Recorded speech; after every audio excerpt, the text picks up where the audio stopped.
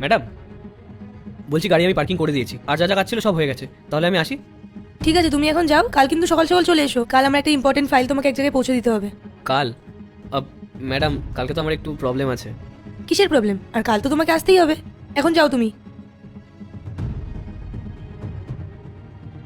কি হলো, যাও। হ্যাঁ ম্যাম।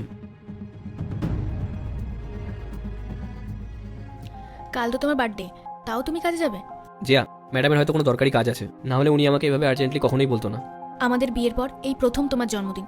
আমি কত কিছু ভেবে রেখেছিলাম যে তোমার জন্য ভালো রান্না করব, ঘর সাজাবো, কিন্তু এগুলো আমি কার জন্য করব? তুই বেশি চিন্তা করো না, যদি আমার তাড়াতাড়ি কাজ হয়ে যায় না, তারপরে আমি বাড়ি চলে আসবো, আর দুজনে মিলে একসাথে মজা করবো, ঠিক আছে? ঠিক আছে, কিন্তু তুমি তাড়াতাড়ি আসবে। চলো তাহলে খাবারটা খেয়ে নিই।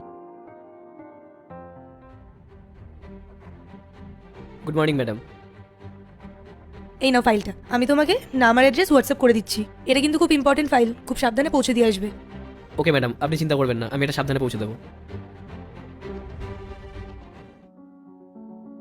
নমস্কার স্যার। নমস্কার। স্যার, এই ফাইলটা পায়েল ম্যাডাম পাঠালো। ও আচ্ছা, আসছি স্যার। ঠিক আছে। ম্যাডাম, আমি সব দিয়ে এসেছি, আর একটা বাকি নেই। আমি তাহলে বাড়ি যাই? এখনই কি করে যাবে? তুমি দাঁড়াও, আমি 1 মিনিট আসছি।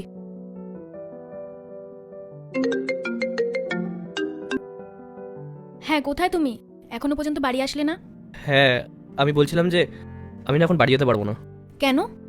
তুমি তো বলেছিলে যে তোমার সব কাজ শেষ হয়ে গেছে। তাহলে? হ্যাঁ, আমি বলেছিলাম, ম্যাডাম আমাকে এখনই বললো যে আরও কিছু কাজ বাকি আছে, ওই জন্য আরও লেট হয়ে যাবে।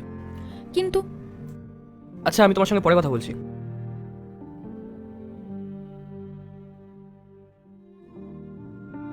চলো তাহলে। হ্যাঁ ম্যাডাম, কিন্তু কোথায় যাবেন? আমি তোমাকে রাস্তা বলে দেবো, তুমি শুধু গাড়ি চালিও। ঠিক আছে ম্যাম।